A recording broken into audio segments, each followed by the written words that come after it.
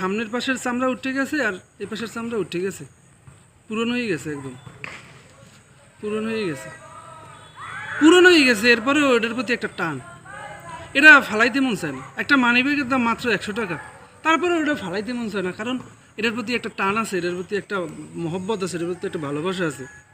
প্রায় 10 বছর আমার ডাইন পকেটে, বাম পকেটে, পিছনের পকেটে, সব পকেটে এটা রয়েছে। এটার এত তাড়াতাড়ি ফালাই দেওয়া যায়? এটারে মনে হয় ভালোবাসা বলে, এটারে মনে হয় মায়া বলে। মানে একটা জিনিস সেটা পুরনো হয়ে গেলে কি ফালাই দিতে হবে? এটার মধ্যে টাকা নেওয়া যায়, এটার মধ্যে কাগজপত্র নেওয়া যায়।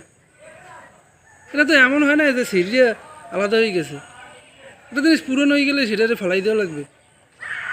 মানে মায়া কারে কয়, মহব্বত কারে কয়, মানে টান কারে কয়, মানে এটার উজ্জ্বল দৃষ্টান্ত যে এই আমার মানি ব্যাগ, এটার প্রতি এত মায়া, এত টান।